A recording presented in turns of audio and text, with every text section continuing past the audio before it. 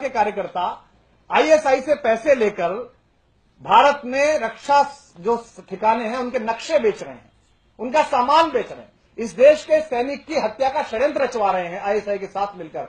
और दूसरी तरफ ये छद्म राष्ट्रवादी सड़क पर भारत माता की जय के नारे लगाते हुए तिरंगा आगे लेकर, भाजपा का झंडा आगे लेकर चल रहे हैं। ये सब आपने कवर किया। इस पर पूरी बीजेपी मौन है, इस पर मध्य प्रदेश के सारे नेता मौन है, इस पर जरा जरा सी बात पर बच्चे एग्जाम में सवाल की प्राथमिकता कैसे हल करें, इस पर बोलने वाले प्रधानमंत्री अपनी मन की बातों पर मौन है। ये आपके सामने है।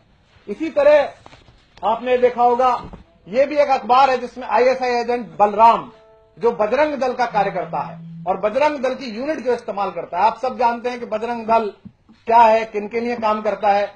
ये वही बजरंग दल है जो 14 फरवरी को अपने प्रेम का प्रदर्शन करते हुए या प्रेम का इजहार करते हुए युवा जोड़ों को दौड़ा दौड़ा कर पीटता है और तथाकथित संस्कृति रक्षक इसको जायज ठहराते हैं। इस बजरंग दल के कार्यकर्ता को पकड़ा गया और जिसने आईएसआई के एजेंट के तौर पर काम किया, भारत के रक्षा ठिकानों के नक्शे भेजे, भारतीय सेना का मूवमेंट आईएसआई को भेजा और इसने बताया कि इसके साथ पूरा नेक्सस गुजरात में और मध्य प्रदेश में लोगों का जुड़ा हुआ है।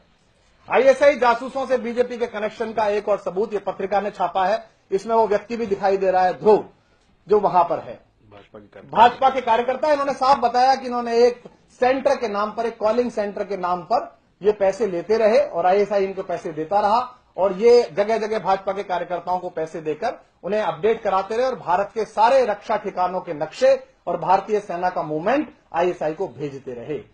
मित्रों, जिस दिन से भाजपा के रैली कार्यक्रमों का खर्च आईएसआई उठाती है और इसमें यह भी लिखा हुआ है कि इसी कोचिंग सेंटर के थ्रू, इसी कॉलिंग सेंटर के थ्रू भारतीय जनता पार्टी की रैलियों का खर्चा इस लड़के ने और इसके सेंटर ने उठाया है।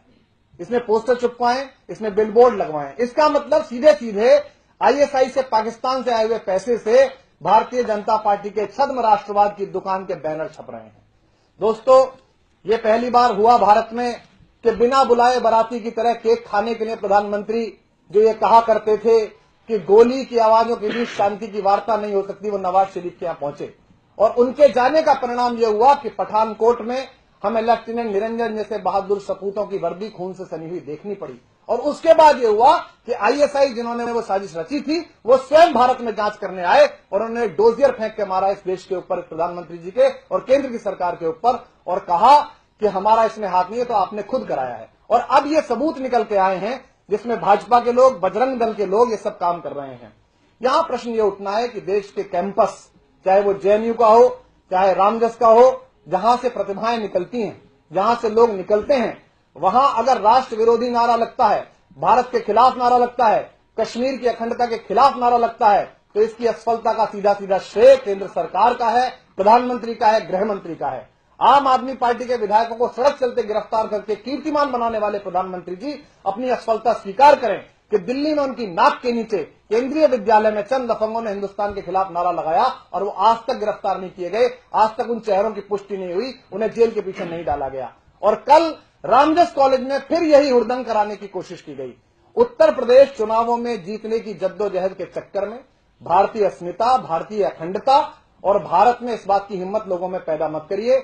आम आदमी पार्टी पूरे तथ्यों के साथ, सबूतों के साथ इस बात को रेखांकित कर रही है कि पाकिस्तान की खुफिया एजेंसी आईएसआई इस समय बीजेपी और उसके संगठनों के माध्यम से, चाहे वो एबीवीपी हो, चाहे बजरंग दल हो, अपने पैसे भेजकर कोशिश करा रही है कि किसी तरह से भारत के रक्षा सौदों की बात बाहर जा सके। मैं तमाम राष्ट्रवाद के पैरोकार उन मासूम लोगों से जो इनके चक्कर में हैं, उनसे अपील करना चाहता हूं कि ये अपने पूर्व में राम को ठग चुके हैं। रामलला टाट में है, ये सारे ठाट में हैं। इस बार ये इस देश को ठगने वाले हैं इस राष्ट्रवाद का नारा लेकर। तो इन फर्जी राष्ट्रवादियों की चपेट से इस देश को बचाने के लिए देश के सारे छात्रों से अनुरोध है कि अगर उन्हें किसी विषय पर बहस करनी है तो वो एक लोकतांत्रिक अधिकार के तहत एक दूसरे को आमंत्रित करके उस पर विचार विमर्श करें, इनके चक्कर में ना आए, क्योंकि इनका सारा प्लान पहले से डिजाइंड है कि कौन आईएसआई से चंदा लेगा, भाजपा के बैनर्स के नीचे लेगा, फिर रैलियां कराएगा, फिर चंद लड़के जाकर नारा लगाएंगे भारत माता मुर्दाबाद के, फिर 5-6 लड़के उनको पीटेंगे और फिर ये राष्ट्रवाद के महानायक बनकर सामने आएंगे। तो हम आम आदमी पार्टी की ओर से देश के तमाम जागरूक नागरिकों को जो पॉलिटिकल इंक्लिनेशन के साथ नहीं है, उन सबसे अनुरोध करते हैं कि वो मतदान का निर्णय अपने विवेक से ले, वो ए को जिताएं, बी को जिताएं, सी को जिताएं, पर उन लोगों को पहचान लें जिन्होंने राम को बेचा और जो अब इस राष्ट्र को बेचने वाले हैं, उनको पूरी तरह से पहचान लें। इन अखबारों को दोबारा देखें, इन चेहरों को पहचानें कि बीजेपी की आईटी सेल का संयोजक मध्य प्रदेश का, उसके बारे में वो कबूल कर रहा है, वो पुलिस के सामने भी कबूल कर रहा है कि उसको बाकायदा पैसे मिले, करोड़ों रुपए का लेन देन हुआ। तो हम इस नेक्सस को एक्सपोज करना चाहते हैं और हम इस लड़ाई को आखिरी हद तक ले जाएंगे छात्रों के साथ, चाहे वो रोहित वेमुला वाला मामला हो, चाहे वो कहीं का मामला हो, छात्रों के साथ जो दुर्व्यवहार पिछले 3 And I can say that the entire world has been shocked by the atrocities of ISIS.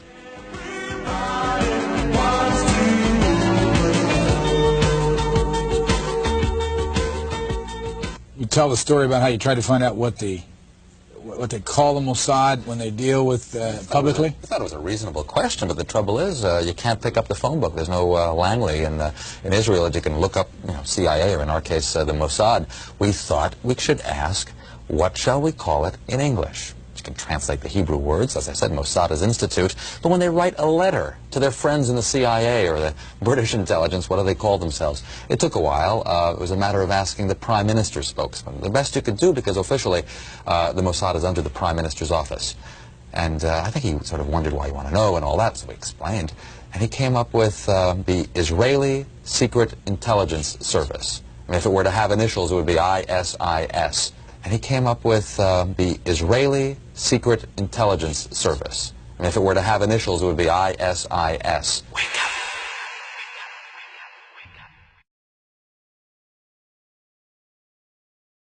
We had helped to create the problem we're now fighting. How?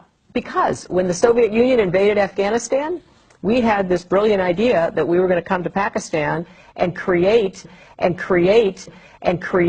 a force of mujahideen, equip them with Stinger missiles and everything else to go after the Soviets inside Afghanistan.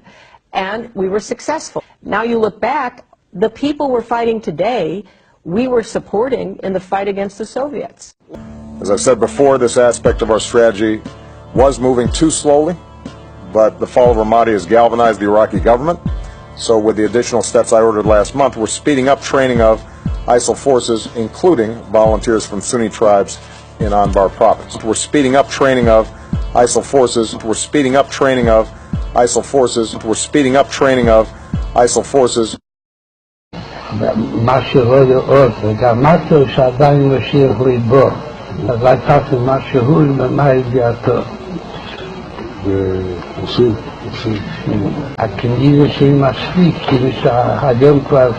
شد کم شد بدی و بند با اول شد کم شد شد اول ایستادیم کم هجا بسرعت